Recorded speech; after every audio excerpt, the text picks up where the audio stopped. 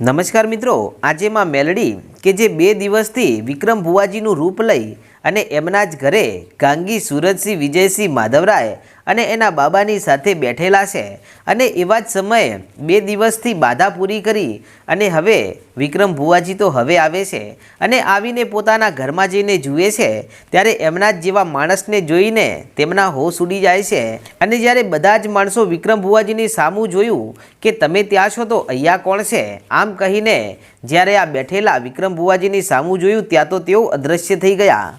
પણ આ વાતને ગાંગી સમજી ગઈ અને કહેવા લાગી કે ભાઈઓ, મને માં મેલડીએ કહ્યું હતું કે જ્યારે પણ હું વિક્રમ ભુવાજીના ઘરે જઈશ ને ત્યારે માં મેલડી મને ચમત્કાર આપશે અને લાગે છે કે આ મારી મેલડીએ જ અમને ચમત્કાર દેખાડ્યો છે અને ભુવાજી તમે હાજર ન હતા એમ છતાં મારી મેલડી તમારું વેશ ધારણ કરી અને અહીંયા અમને રાત્રે ભાવતા ભોજન જમાડ્યા છે અને કેટલા સારા વિચારો આપ્યા છે અને અહીંયા 2 દિવસ અમારી સાથે માં મેલડી પોતે તમારા વેશમાં રહ્યા। ત્યાં તો આટલા શબ્દો સાંભળીને વિક્રમ ભુવાજીના શરીરમાં માતા મેલડી ધૂણવા આવે છે અને આવીને કહેવા લાગ્યા કે ગાંગી, મેં તને કહ્યું હતું ને સપને આવીને કે હું તને ચમત્કાર દેખાડીશ, પણ તું મને ઓળખી ના શકી। હું 2 દિવસથી તારી સાથે રહી અને તને ખબર પણ ના પડી।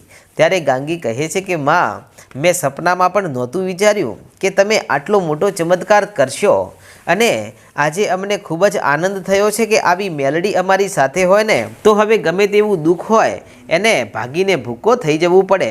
અને પછી તો સુરજસિંહ વિજયસિંહ બંને રાજાઓ માં મેલડીને પગે લાગે છે અને કહે છે કે માં, અમારું રજવાડું તે જ બચાવ્યું છે, નહીતર તું જો હાજર ના હોત ને તો ગાંગીના બાબાને કામરૂ દેશથી પાછા કોણ લાવોત। અને ત્યારે માં મેલડી કહે છે કે હા, અને હજુ તો તમને આ બાબા એ રહસ્ય કહેશે કે કામરૂ દેશમાં અમે કેવું યુદ્ધ કર્યું હતું અને એ બધું રહસ્ય તમે જાણશો ને તો તમને ખૂબ જ મજા પડશે। ત્યારે બંને રાજાઓ કહે છે કે તો હે માં મેલડી, અમારે એ રહસ્ય જાણવું છે। ત્યારે માં મેલડી કહે છે કે તો તમે ગાંગીના બાબાને કહો, તેઓ તમને કહેશે કે કામરૂ દેશમાં કેવી ઘટનાઓ બની હતી અને કેટલા યુદ્ધ થયા અને કેટલા માણસોને અમે માર્યા છે। અને પછી તો વિક્રમ ભુવાજીના ગામમાં એક માણસના ઘર સુધી પવન વેગે આ વાત ફેલાઈ જાય છે કે માં મેલડીએ વિક્રમ ભુવાજીના ઘરે ચમત્કાર કર્યો છે અને પછી તો આખું ગામ એમના ઘરેથી ગળગળતી દોટ મૂકી અને વિક્રમ ભુવાજીના ઘરના આંગણામાં ઉભરાય છે અને એમના આંગણામાં હવે માણસો જ માણસો છે, બીજું કોઈ છે જ નહીં અને ઘણો બધો અવાજ થઈ રહ્યો છે અને માં મેલડીનો જય જયકાર થઈ રહ્યો છે। અને પછી માં મેલડી બધાને આશીર્વાદ આપીને વિક્રમ ભુવાજીના શરીરમાંથી ચાલ્યા જાય છે અને પછી ગાંગી કહે છે કે ભુવાજી, માં મેલડી અમારી સાથે 2 દિવસ રહ્યા ને એ 2 દિવસ અમને જીવનમાં શીખવા માટેના એવા બોધ મળ્યા છે કે જે અમે ક્યારેય નહીં ભૂલીએ। અને માં મેલડી તમારા વેશમાં આવ્યા હતા ભુવાજી। ત્યાં તો બહારથી એક ગામનો માણસ અંદર આવીને કહેવા લાગ્યો કે ભુવાજી, બહાર આખું ગામ આવીને ભેગું થયું છે, હવે બહાર આવો। ત્યારે ગાંગી અને એના બાબા સુરજસિંહ વિજયસિંહ માધવરાય અને વિક્રમ ભુવાજી આ બધા જ જ્યારે વિક્રમ ભુવાજીના ઘરમાંથી બહાર નીકળે છે ને બહાર જઈને જુએ છે તો જ્યાં એમની નજર પહોંચે ત્યાં બધા જ ગામના માણસો ભેગા થયા છે અને એકી હારે માં મેલડીનો જય જયકાર થઈ રહ્યો છે। ત્યારે ભુવાજી પોતાના બંને હાથ ઊંચા કરીને કહે છે કે ભાઈઓ, શાંતિ રાખો અને હવે તમે કહો કે આમ અચાનક તમે બધા મારા આંગણે ભેગા થયા છો તો કોઈ તકલીફ છે કે શું?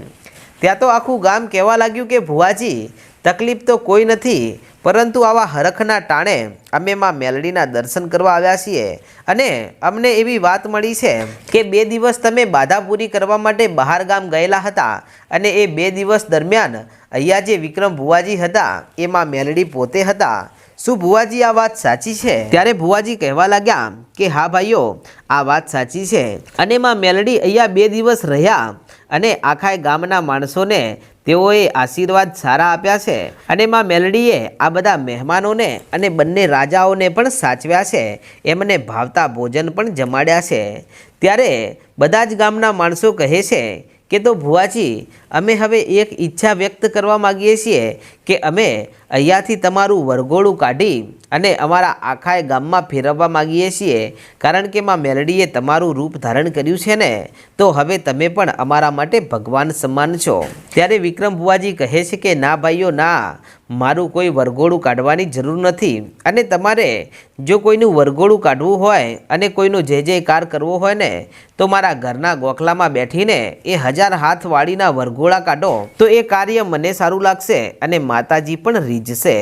અને આમ પછી તો આજુબાજુના ગામડાઓમાં પણ આ વાત ફેલાણી કે એક નાનકડું ગામ છે અને એ ગામમાં વિક્રમ ભુવાજી નામનો કોઈક માં મેલડીનો બાણાદારી ભૂવો રહે છે, અને એને માં મેલડી પ્રગટ થયા છે અને સાક્ષાત એમના ઘરે આવી અને દર્શન દીધા છે. ત્યારે હવે તો આ ગામના જ માણસો નહીં, પરંતુ વિક્રમ ભુવાજીના ઘરે આજુબાજુના ગામડાના માણસો પણ દર્શન કરવા માટે આવવા લાગ્યા.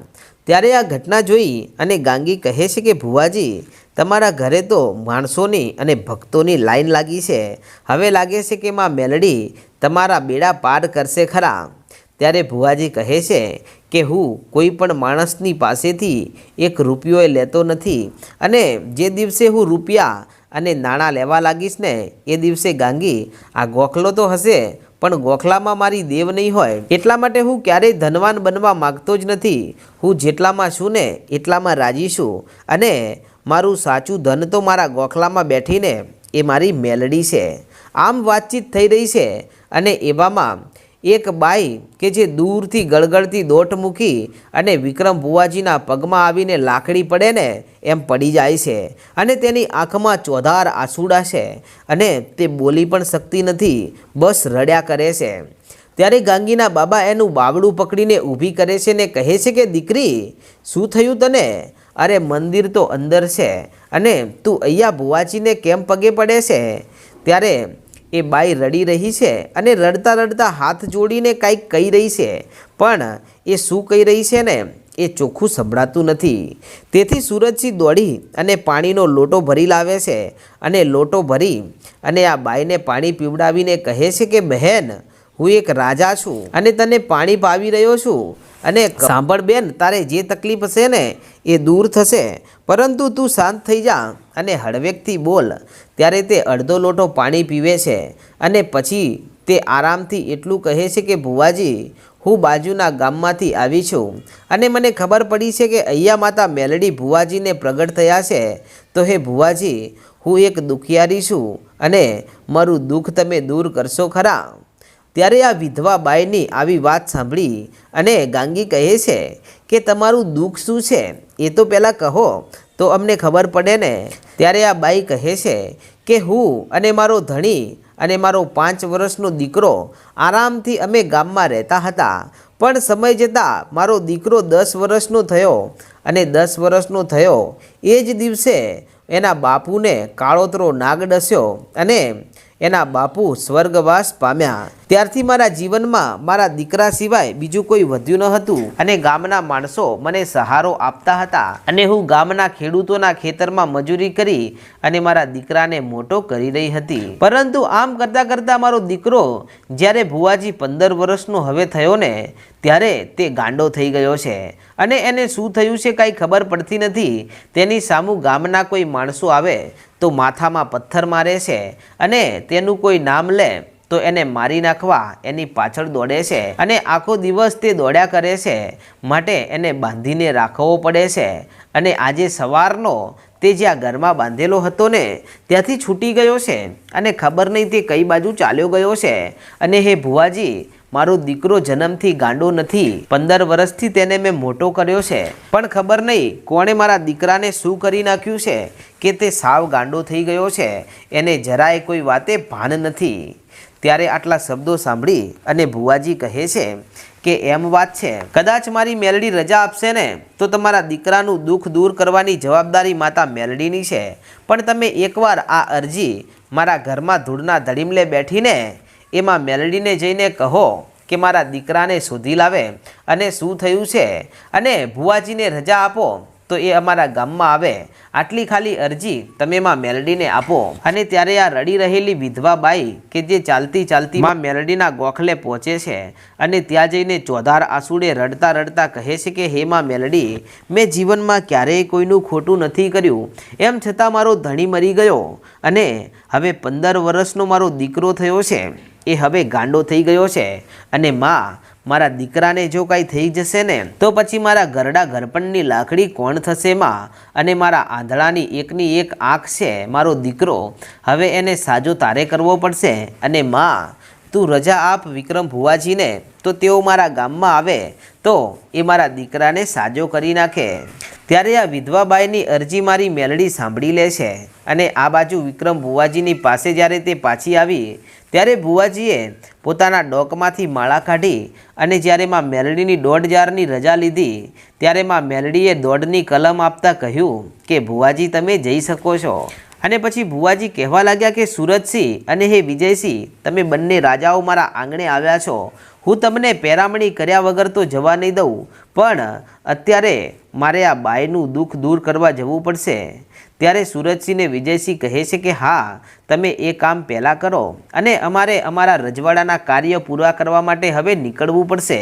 ત્યારે માધવરાય કહે છે કે હું પણ આવું છું, કારણ કે ગામ એકલું છે અને મને ગામની ચિંતા થાય છે અને ગામમાં કોઈ બીજો માણસ હાજર નથી, બધા બહાર ગયેલા છે.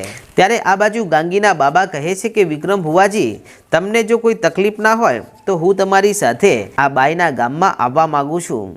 ત્યારે ગાંગી કહે છે કે હું પણ ભુવાજી તમારી સાથે આવવા માગું છું.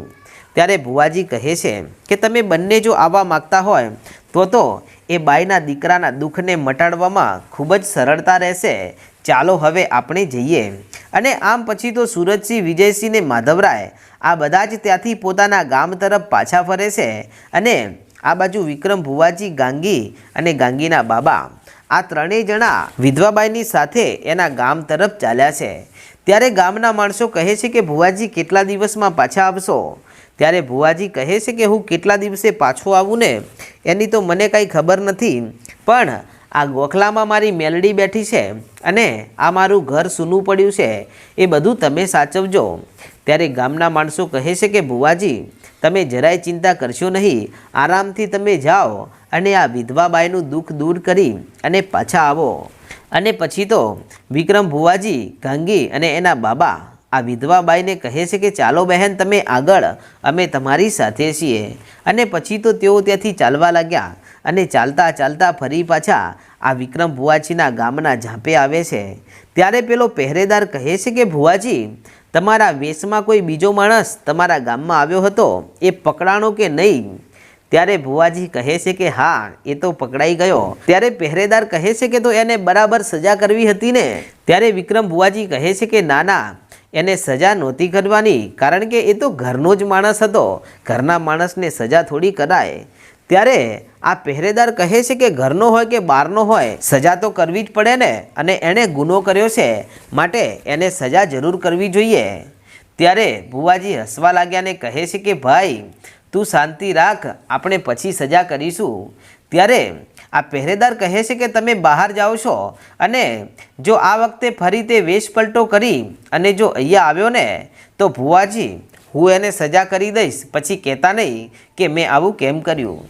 ત્યારે ભુવાજી કહે છે કે ભલે. આમ કહીને ભુવાજી તો ત્યાંથી ચાલી નીકળ્યા. પણ મારી મેલડી આ ઘટનાને ટગર ટગર જોઈ રહી છે ને કહે છે કે પહેરેદાર, તું મને સજા કરવાની વાત કરે છે, ચાલ હવે તારી એ એકવાર પરીક્ષા કરી લઉં કે તું મને સજા કેમ કરે છે. અને મિત્રો પછી જે ઘટના બને છે તેનો ઇતિહાસ આપણે આગળના ભાગમાં જોશું. અને તમે આપણી ચેનલ પર પહેલીવાર આવ્યા હોય તો આજે જ આપણી ચેનલ રાજા મેલડીને સબસ્ક્રાઈબ કરી નાખો. જય માતાજી.